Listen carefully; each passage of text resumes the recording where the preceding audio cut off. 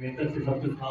मेरा नाम खालिद है और मेरी गवाही यूँ है कि मैं दुआ में कभी बैठता नहीं था, और जब दुआ में बैठ भी जाता तो 5-10 मिनट से ऊपर कभी नहीं दुआ करता था।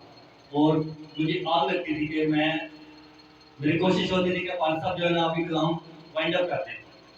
तो दाऊन का शुक्र है कि मुझे पाकू ने छुआ, मुझे पाकू का बपतिस्मा हुआ, और खुदावन का शुक्र है कि G8 में हमें खुदावन ने चुना कि हम वहाँ पे काम कर सके और अपने काम को अंजाम दे सके।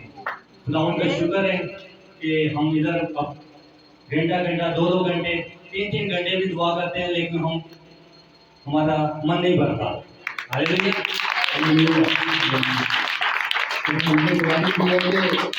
मैं पहले दुआ नहीं करता था, लेकिन जब से खुदा के रूह को उसने छुआ है तो अब मैं दुआ करने से अटकता नहीं हूँ, थकता नहीं, बल्कि यही बात है और बातें खुदा से करूँ। हालेलुया। तो मैं मुमताज गवाही देना चाहती है, गवाही सुनिएगा। हालेलुया। यीशु में आप सबको मेरी तरफ से सलाम। मेरी गवाही कुछ इस तरह है, क्योंकि गैसबान का मसला तो मुझे थोड़ी देर पहले था। मैं यहाँ पे खुदावन की मर्जी से खड़ी हूँ, तो मेरे में भी बहुत कमी है। कोई इंसान इतना पाक है, साफ नहीं, इसमें गुनाह ना हो या गलती खता ना हो।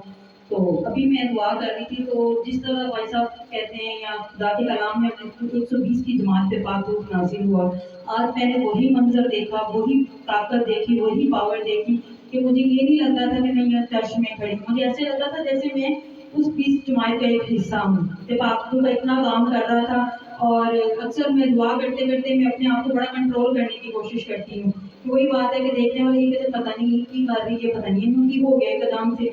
वो फिर जब मैं दुआ कर रही थी तो मेरे हाथ जो थे ना वो मेरी क्लोजिंग में नहीं आ रही थी, मुझसे संभालना नहीं जा रही थी। यहाँ था कि मेरा दुपट्टा भी आगे पीछे हो रहा था और मेरी जुबान और मेरा हाथ साथ ही दे रहे थे कि मैं अपने आप को कवर करूँ, लेकिन फिर मैंने अपने आप को छोड़ दिया। मैंने कहा ये खुदावन का जलाल है, मैं इसको रोकूंगी नहीं। तो ये है कि जब भी हम दुआ करते हैं तो ये ना सोचा करें कि हम दुनिया में देख रही है, हम क्या कर रहे हैं। आप उस वक्त खुदा की हजूरी में होती हैं, खुदावन के जलाल में होते हैं। तो मेरी गवाही यही है कि जब अभी मैं दुआ कर रही थी तो मैंने उस 120 की जमात को फील किया, उस पावर को फील किया, और अपने हाथ में खुद ब खुद में बड़ी कोशिश कर रही थी। जब मैं दुआ कर रही थी, ये नहीं कि हम जब दुआ करते हो हमें पता नहीं होता, हमें पता होता है कि हम क्या दुआ कर रहे हैं। और मैं अपने बाजू को बड़ा कंट्रोल कर रही थी कि ये ऊपर, और मुझे ऐसे लग रहा था जैसे कुछ खींच के मेरे बाजू को ऊपर ऐसे लेकर जा रहा था। मुझे लग रहा था जैसे मैं हवा की तरह उड़ रही। इस तरह की मेरे साथ फीलिंग्स हुई, इस तरह का मेरा एहसास था। चलो मैंने कहा मैं अपने लोगों से, अपनी कलीसिया से शेयर करूं। और देखिए जब दुआ करते हैं ना तब खुदा का रूह पता नहीं चलता। अभी भाई ने भी ये गवाही दी कि मेरा मुंह किस तरह था और मैं उस तरफ चला गया। और जब हम पहले भाई नासिर दुआ या कोर्स कर रहे थे मसा का, तो उस वक्त मैं देख रही थी कलीसिया में से लोगों को, खासतौर पर आंटी सरिया को देख रही थी। वो बिल्कुल स्ट्रेट खड़ी हुई थी मेरे सामने था। उनका फिर दुआ करते करते करते वो घूम गई, पूरा घूम गई। लेकिन ये नहीं था कि शायद हम पापों की तरह ऐसे ही घूम लेने की, वो खुदा का रूह होता है जो जिस तरफ भी ले जाता है। तो सो मेरी ये गवाही थी खुदा के जलाल के लिए।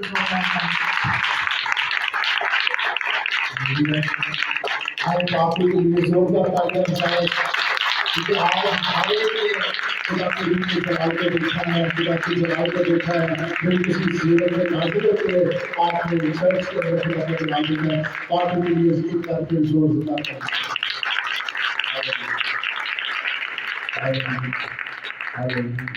और कोई गवाही देना चाहता है तो भाई अब है जिसकी जिंदगी में खुदा के रूह ने काम किया है।